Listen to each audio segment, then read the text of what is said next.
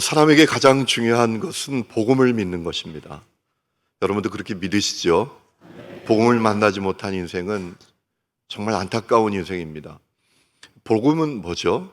예수님이 하나님의 아들이다. 예수님이 그리스도다. 라는 것이죠. 여러분, 그런데 이 복음의 내용은 구체적으로 무엇입니까? 복음의 내용은 구체적으로 무엇이죠? 예수님이 날 위해 성육신 하셨다. 그리고 십자가에 매달린 대속제물이 되셨다. 그리고 3일 만에 부활하시고 승천하셨다. 그리고 성령님이 우리 속에 오시게 되었다. 그리고 그 주님이 당신의 때에 다시 오실 것이다. 라는 것 아니겠습니까?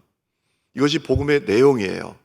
여러분, 이 복음의 내용 가운데 사람들에게 가장 믿기 어려워하는 복음의 내용은 무엇일까요? 재림이죠. 예수님의 성육신, 그것도 믿을 수 있을 것 같아. 십자가의 대속, 그것은 더 믿을 수 있을 것 같아. 부활하신 거 조금은 심히 가기는 하지만 부활절 매일 지키니까 부활하셨겠지. 그런데 이 재림에 대해서는 확실한 믿음을 갖고 있지 못한 사람들이 의외로 교회 안에 많습니다.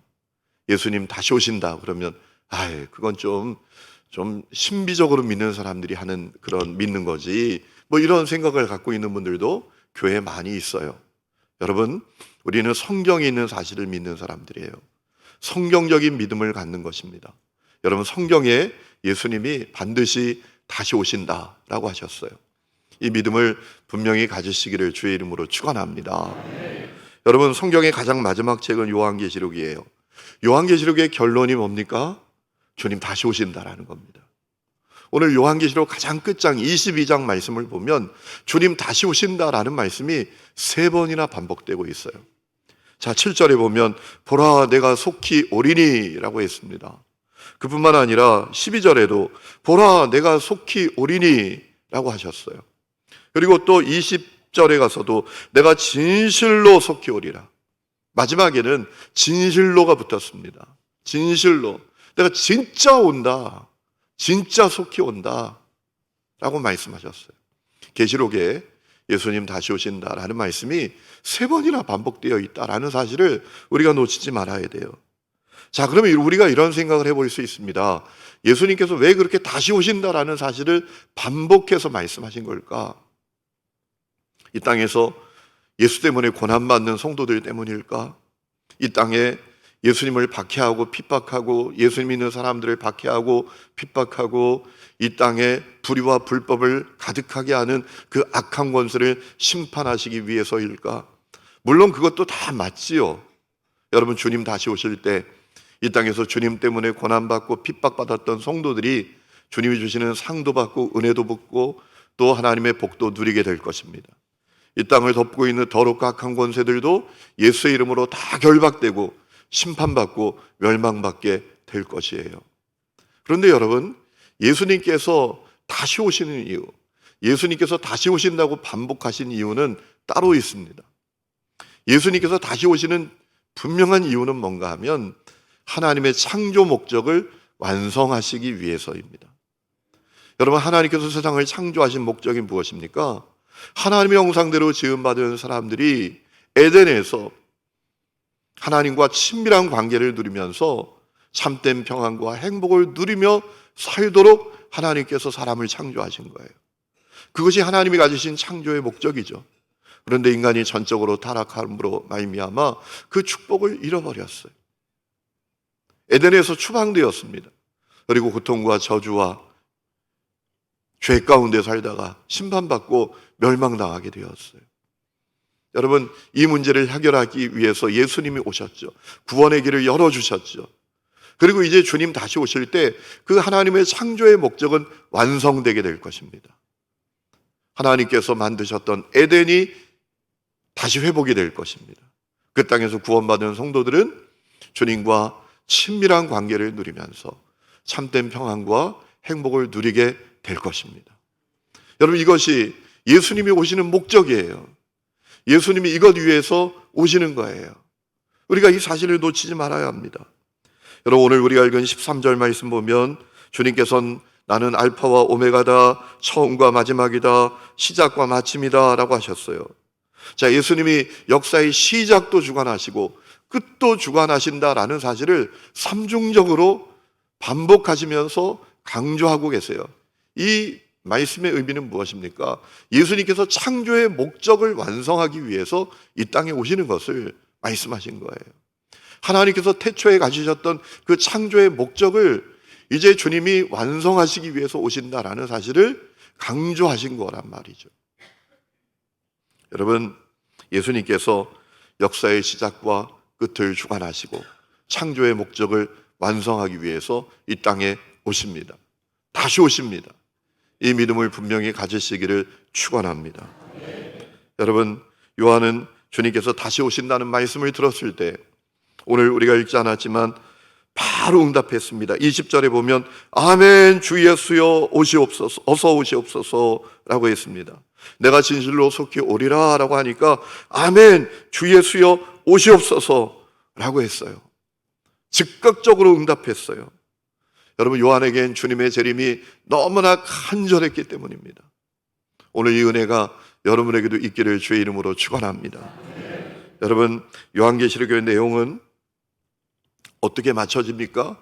주님께서 이 땅에 다시 오실 때 펼쳐질 새하늘과 새 땅에 대해서 설명하는 것으로, 하늘에서 내려오는 거룩한 성 새 예루살렘을 설명하는 것으로 맞춰지게 됩니다. 요한은 그것을 보았는데요, 신부가 남편을 위해서 단장한 것처럼 아름답다라고 했습니다. 여러분, 결혼식에 가면 깜짝깜짝 놀랄 때가 있어요. 신부가 없어요. 신부를 아무리 찾아도 없어요. 그런데 알고 보면 그 신부가 그 신부입니다. 얼마나 아름답게 치장을 했는지 다른 사람으로 보여요. 여러분, 얼마나 아름다운지 신부가. 주님이 주시는 새하늘과 새 땅, 하늘에서 내려오는 거룩한 성 새 예루살렘도 그와 같다라고 요한은 증언을 했습니다. 요한은 그 모습을 본 다음에 너무나 감격스러워서 그것을 보게 해준 천사 앞에 엎드렸어요. 그랬더니 어떻게 하죠? 천사가 나는 너하고 똑같은 하나님의 종일 뿐이다. 나에게 경배하지 말라 라고 합니다. 오직 하나님께만 경배하라 라고 해요. 9절에 그 말씀이 나오죠. 이것은 당시 천사 숭배에 빠져있던 사람들에게 경고하는 겁니다.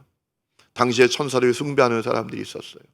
여러분, 오늘도 주님 아닌 것을 숭배하는 사람들이 많습니다. 어떤 사람들은 성인을 숭배하고, 가톨릭이나 동방정교회 같은 경우는 성인을 숭배하지 않습니까? 천사도 숭배하기도 합니다.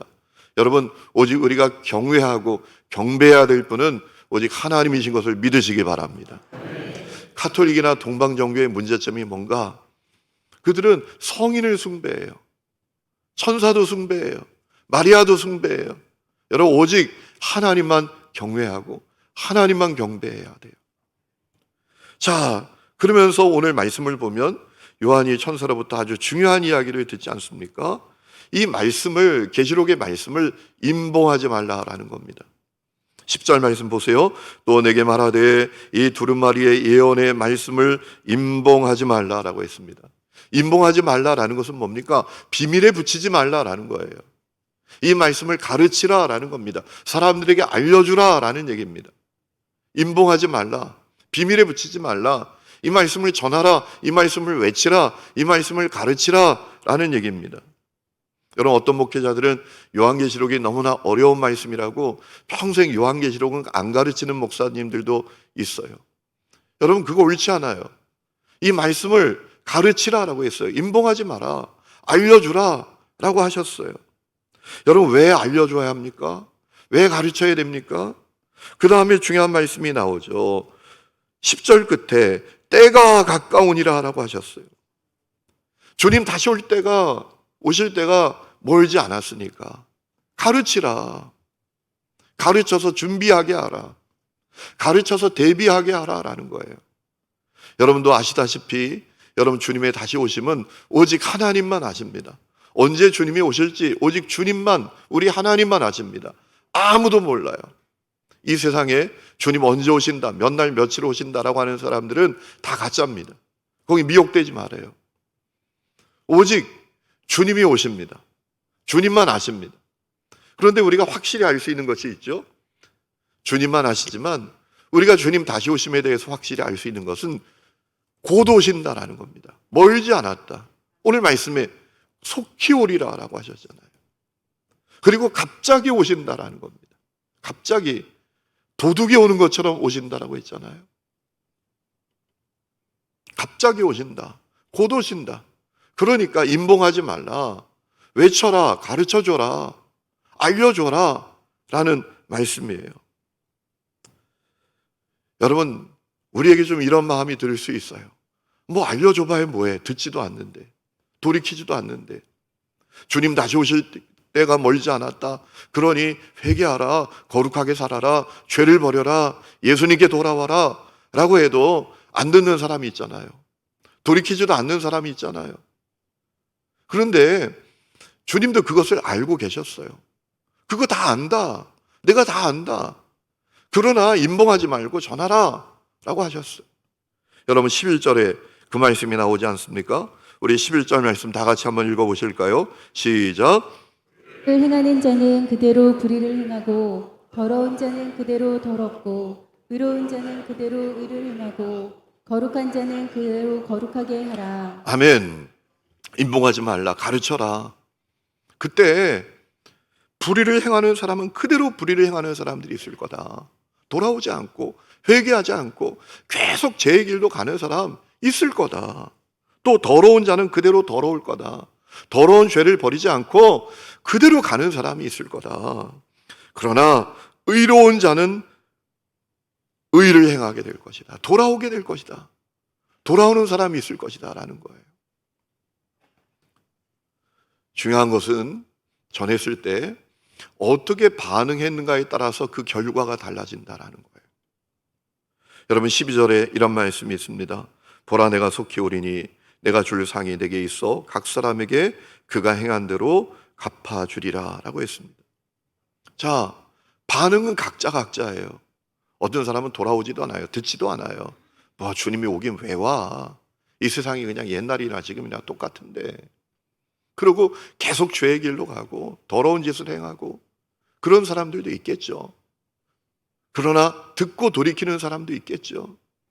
중요한 것은 반응은 각자지만 어떻게 반응했는가에 따라서 그 결과가 완전히 달라진다는 겁니다. 우리가 12절에 주목해야 될 말씀은요, 각 사람이 그가 행한 대로 받는다라는 겁니다. 여러분 기억하세요? 내가 어떤 교회 다녔는지, 내가 어떤 집안에서 태어났는지, 내가 어떤 교회를 다녔는지 중요한 게 아니에요. 내가 어떻게 주님의 다시 오심을 준비했는지가 중요해요. 주님의 다시 오심을 믿고 내가 어떻게 반응했는지가 중요하다라는 거예요. 잘 반응해야 한다라는 겁니다. 잘 반응하면 상을 받지만 잘 반응하지 않으면 멸망당하게 된다라는 겁니다. 여러분, 그러면 어떻게 반응해야 합니까? 구체적으로 알려주셨어요. 14절 말씀 보면 자기 두루마리를 빠는 자들은 복이 있으니 이는 그들이 생명나무에 나아가며 문들을 통하여 성에 들어갈 권세를 받으려 함이로다 라고 했습니다. 자기 두루마리를 빨아야 된대요.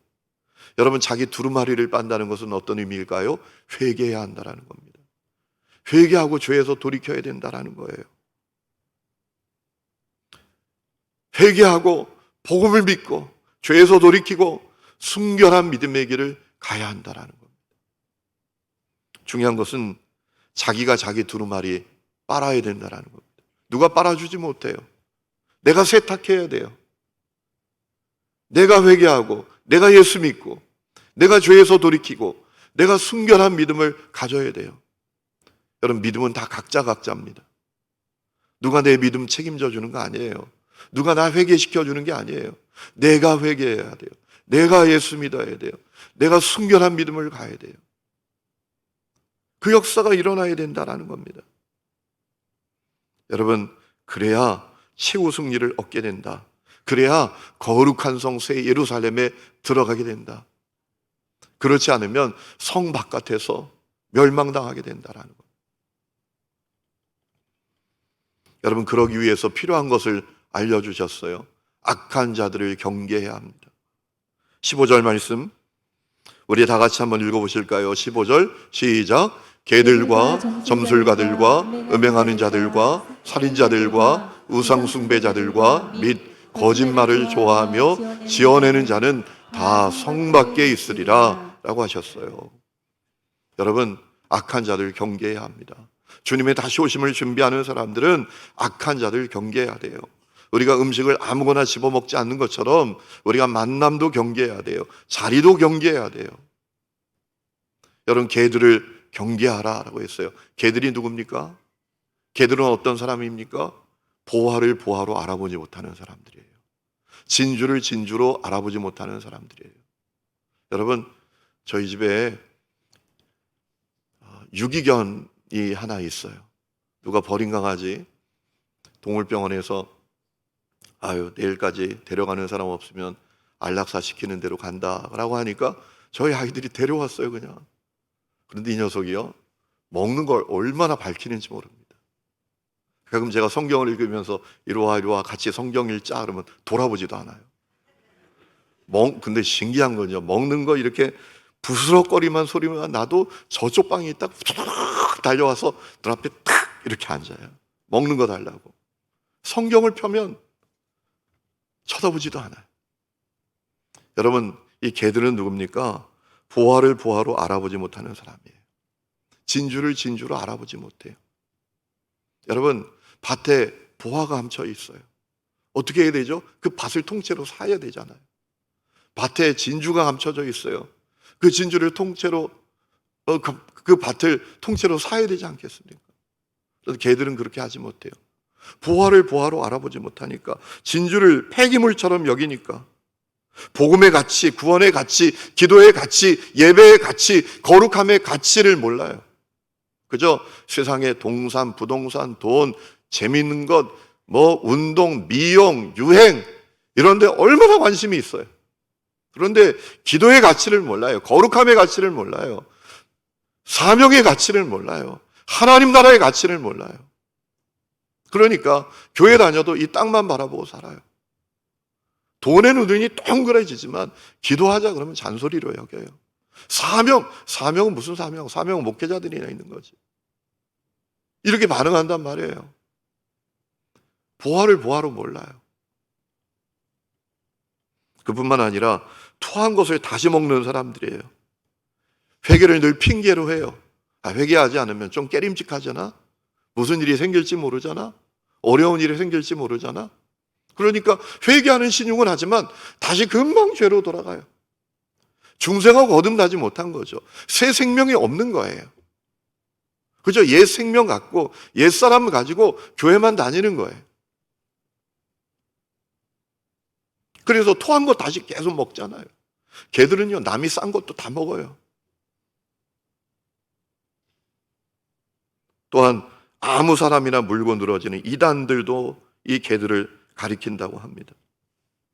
그리고 불신자들, 그들을 가리키는 거죠.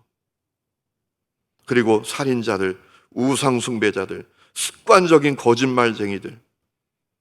여러분, 이들은 누구를 말하는 걸까요? 불신자들만 말하는 게 아니라 예수를 정말 믿지 않는 사람들, 예수를 정말 믿지 않는 사람들. 여러분, 예수를 믿는다고 우리가 죄를 안 짓게 되는 건 아니죠. 우리가 때로는 너무나 연약해서 죄에 무너지기도 하지만, 실수하기도 하지만 예수를 정말 믿으면 반복하지 않죠. 그런데 습관적으로 거짓말하고 악을 행하고 예수를 믿으면서도 그렇게 한다는 것은 예수를 정말 안 믿는다는 거잖아요. 십자가에 매달려 피 흘려 죽으신 예수님이 정말 나를 위해서 죽으신 예수다라는 사실을 확실히 믿으면 여러분, 죄를 반복할 수는 없는 거죠. 여러분, 이런 개들 경계해야 된다라고 했어요. 그들 다 성 바깥에 있을 사람이에요. 여러분, 그렇기 때문에 주님께서 교회에 주신 중요한 사명이 있습니다. 사람들에게 주님 다시 오신다, 예수 안에 구원이 있다, 영생이 있다 라는 사실을 전하는 사명을 감당하는 것입니다. 자, 17절 중요한 말씀이 나옵니다. 성령과 신부가 말씀하시기를 오라 하시는도다. 듣는 자도 오라 할 것이고 목마른 자도 올 것이요 또 원하는 자는 값없이 생명수를 받으라 하시더라. 자, 성령과 신부가 증언한다, 말한다라는 겁니다. 뭐라고? 오라, 와서 들으라.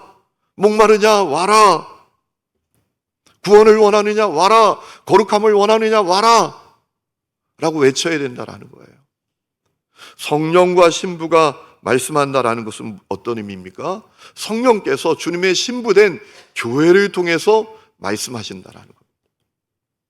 여러분, 여기서 신부는 교회고 우리 구원받은 성도 각 사람을 의미합니다. 여러분, 하나님께서 교회에 주신 사명이 있습니다. 하나님께서 여러분 각 사람에게 주신 사명이 있습니다. 전하는 사명입니다. 전하는 사명. 성령과 신부가 말씀한다.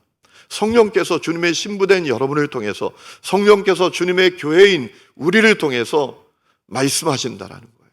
뭐라고? 돌아오라고, 돌이키라고, 죄에서 돌이키라고, 예수님 다시 오신다고 말씀하신다라는 거예요. 다시 말하면 그 사명이 우리에게 있다라는 거예요. 여러분은 여러분에게 전하는 사명이 있는 것을 아십니까? 많은 사람들이 전하는 사명은 선교사님들이나 있는 거지 뭐. 전하는 사명은 오늘 뭐 전도팀 나오셨잖아요. 뭐 전도팀이나 전하는 사명이 있는 거지 아니에요. 우리 교회에 주신 사명이 있어요. 여러분이 주님의 신부잖아요. 예수님이 신랑이고 우린 주님의 신부잖아요. 교회가 주님의 신부라고요. 성령께서 주님의 신부된 교회와 여러분을 통해서 말씀하시기를 원하신다는, 우리에게 복음 전도의 사명이 있어요. 예수님 다시 오세요. 죄는 그 값을 치르게 됩니다. 예수 믿어야 합니다. 구원 받아야 합니다. 이것을 전해야 한다라는 거예요. 여러분, 교회 안에 많은 사역이 있어요. 뭐 구제 사역도 있고 뭐 문화 사역도 있고 뭐 여러 가지 사역들이 있지만, 여러분 교회 사역의 핵심 중의 핵심은 복음을 전하는 사명인 것을 믿으시기 바랍니다. 왜? 예수님 다시 오시니까. 그때 여러분 구원받지 못한 사람들, 육적 그리스도인들 다 멸망당하게 돼요. 말씀하셨잖아요. 성 밖에 있으리라고. 여러분, 역사는 돌고 도는 것이 아니라 끝을 향해서 달려가고 있습니다. 그 끝에 주님께서 다시 오십니다. 저는 우리 하나님교회 성도들이 주님의 다시 오심을 확실히 믿고 주님의 다시 오심을 준비하는 분들이 되시기를 축원합니다. 어떻게 준비해야 됩니까? 거룩함을 살아내야 합니다. 하루를 살아도 순결한 믿음으로 살아야 합니다. 개들을 조심해야 합니다. 입만 열면 거짓말하는 사람들, 육적 그리스도인들 조심해야 합니다. 여러분, 교회 안에서도 입만 열면 거짓말인 사람들이 있잖아요. 세상 사람들과 교회 다니는 것 빼고는 아무것도 다를 것이 없는 사람들이 많잖아요. 조심해야 돼요. 경건에 아무 유익이 안 됩니다. 주님의 다시 오심을 준비하는 데 있어서 아무런 도움이 안 됩니다. 날마다 순결한 믿음을 지키면서 사명을 감당하며 살아야 돼요. 사람들을 만날 때에도 이 사람이 참 피부가 좋냐 안 좋냐, 뭐 저 옷이 좋으냐 안 좋으냐, 저 백이 얼마짜리냐, 저 차가 얼마짜리냐, 이게 아니라 저 사람이 주님 다시 오실 때 성 안에 있을 사람인가 성 바깥에 있을 사람인가, 저 사람은 구원받았을까, 저 사람 구원받았을까, 이 눈으로 우리가 바라볼 수 있어야 돼요. 그에게 그리고 복음을 전해야 돼요. 여러분, 그 은혜가 여러분 가운데 있기를 주의 이름으로 축원합니다. 예수님 반드시 다시 오십니다. 여러분, 종말신앙은 특별한 사람들이 가진 신앙이 아니에요. 우리가 다 종말의 신앙을 가져야 돼요. 오죽했으면 이 책을 임봉하지 말아라, 임봉하지 말아라, 가르쳐라, 전하라, 외쳐라, 주님 다시 오신다. 안타깝게도 이 믿음이 없어서 엉터리로 사는 성도가 많아요. 교회 안에서 예배 드릴 때 정말 거룩한 신자 같지만 가정에 돌아가면 마귀로 변하고 삶의 자리에 가면 할지 못할지 다 하면서 살아가는 성도들이 얼마나 많은지 몰라요. 여러분, 예수님이 정말 나 위해서 십자가에 매달려 피 흘려 죽으셨다라는 사실을 믿는다면 그럴 수는 없는 거죠. 그러다가 멸망당하게 되는 거예요. 여러분, 우리의 구원은 실제입니다. 여러분, 이 믿음을 분명히 가지고 끝까지 승리하는 성도들이 되시기를 주의 이름으로 축원합니다. 기도하겠습니다. 하나님 아버지, 은혜를 감사합니다. 마가다락방 기도회 30일 주님의 은혜 가운데 저희들 지켜주시고 정말 기도할 수 있는 은혜를 허락해 주신 것 감사합니다. 이른 장마 때문에 우리가 새벽을 깨워 또 주님께 나오는 것이 쉽지 않았습니다. 또 일찍 찾아온 더위가 우리를 지치게도 하였습니다. 그러나 하나님 주님이 주시는 은혜로 또 참으로 주님이 주시는 능력으로 일어나 기도하게 해주신 것 감사합니다. 하나님 아버지, 우리가 늘 깨어 기도하게 하여 주옵소서. 하나님 참으로 날마다 주를 바라보게 하여 주옵소서. 아버지 하나님, 우리 성도들 30일 동안 기도하면서 간절히 주님 앞에 구했던 기도의 제목이 있는 것을 주님은 다 들으신 것을 믿습니다.